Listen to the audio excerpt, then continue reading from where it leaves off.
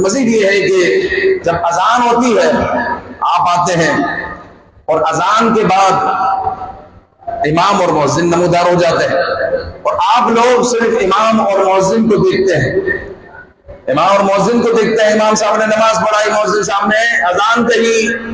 ایک اور کردار ہے ہماری مسجدوں میں، وہ کردار، اس کردار کو ہم فراموش کر دیتے ہیں، اور وہ کردار وہ ہے کہ آپ کے آنے سے پہلے آپ کے لیے زمین کو صاف کر کر رکھتا ہے، آپ کے آنے سے پہلے وہ سیڑھیاں صاف کر کر رکھتا ہے، آپ کے آنے سے پہلے وضو خانے کو صاف کر کر رکھتا ہے، آپ کے آنے سے پہلے آپ کے لیے وہ پانی بھر کر رکھتا ہے کہ آنے والے آ رہے ہیں کہ وضو میں پریشانی نہ ہو۔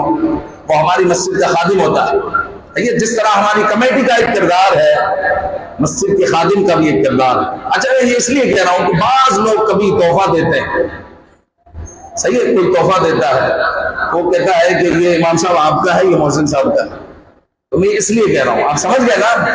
ہاں سمجھ گئے، ہاں سمجھدار لوگ ہیں ماشاءاللہ۔ تو یہ جو ہے خادم کو فراموش نہ کریں، یہ بھی مسجد کا ایک کردار ہے۔ اور جب آپ نماز پڑھ رہے ہوتے ہیں، سنتیں پڑھ رہے ہوتے ہیں، تو یہ نہا رہا ہوتا ہے، یہ پھر اپنی صفائی میں لگا ہوا ہوتا ہے، یہ پھر اپنی صفائی میں لگا ہوا ہوتا ہے۔ یہ سب مسجدوں کے لیے میں کہہ رہا ہوں، میں ساری مسجدوں کے لیے کہہ رہا ہوں۔ تو مسجد کے جتنے بھی کردار ہیں وہ بہت اہم ہے۔